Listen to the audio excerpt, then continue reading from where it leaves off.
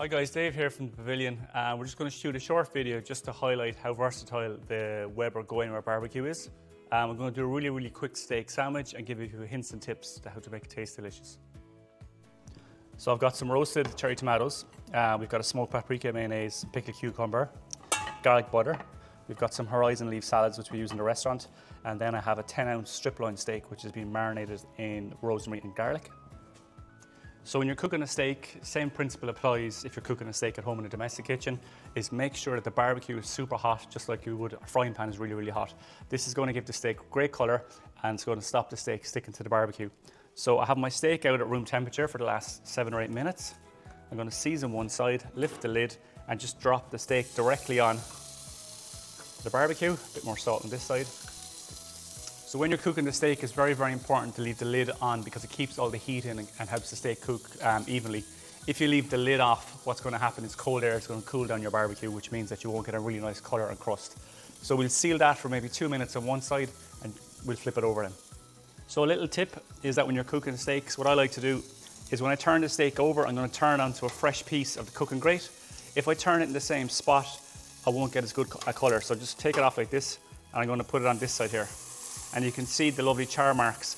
That's a result of the barbecue being super hot and me leaving it on for a good 4 or 5 minutes to get a really nice crust on it. So resist the temptation to turn the steak too soon. So I'm just going to check the steak. I like my steak medium rare to medium, so a good telltale sign is that if you press the steak, you should see a little pool of blood rise to the surface, and generally that will indicate that it's at kind of a medium to medium rare. You can just see it right there, little pool of blood. I'm going to take it off now, and it's very important to let your steak rest.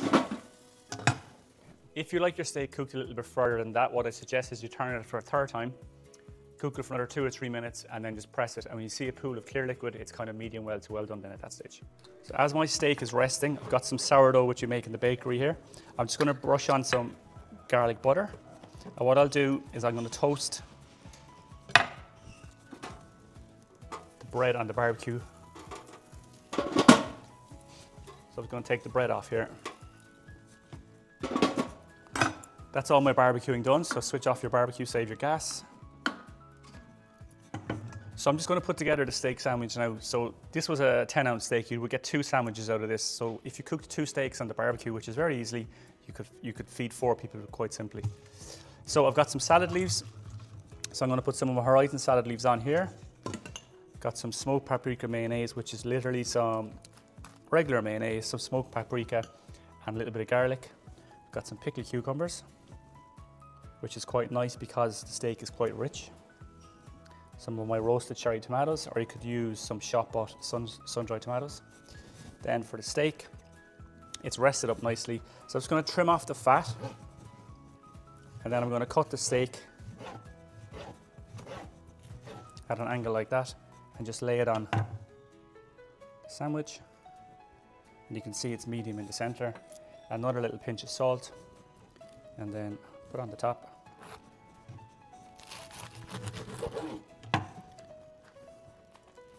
Onto a plate.